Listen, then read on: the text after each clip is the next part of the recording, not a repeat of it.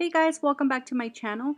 In this video, I'll be reviewing and swatching the Alter Ego SAHARA eyeshadow palette. This is the newest release by Alter Ego, which I believe launched last week. The packaging of this palette feels good quality and it kind of reminds me of NARS packaging because it has that rubbery feel to it. It's a heavy cardboard, it has a good weight to it, and it also has a magnetic closure and a good quality mirror.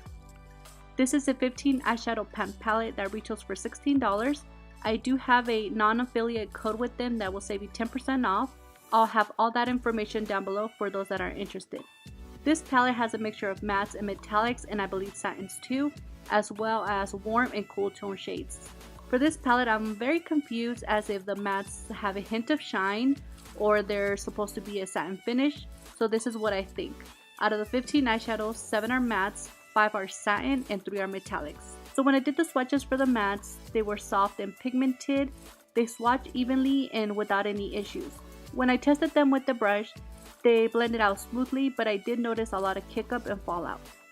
For the satin shades, I kind of didn't like these, to be honest. The first satin shade I swatched was Slate, and this is the shade that I had to dig into and maybe layered it around 15 times.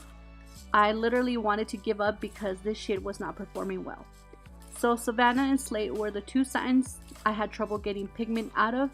For the rest, they performed better than these two. For the 3 metallics, I have no complaints. These were buttery and pigmented, beautiful colors and formula. So overall, I was not going to upload this video because I don't like talking bad about a product. I just rather not upload the video. But since this palette is only $16 and I only had issues with 2 shadows and the rest of the shadows performed good, I felt it wasn't such a miss. I've done swatches for Alter Ego and I believe this is the 4th palette I've done swatches for, and I was a bit disappointed with this formula.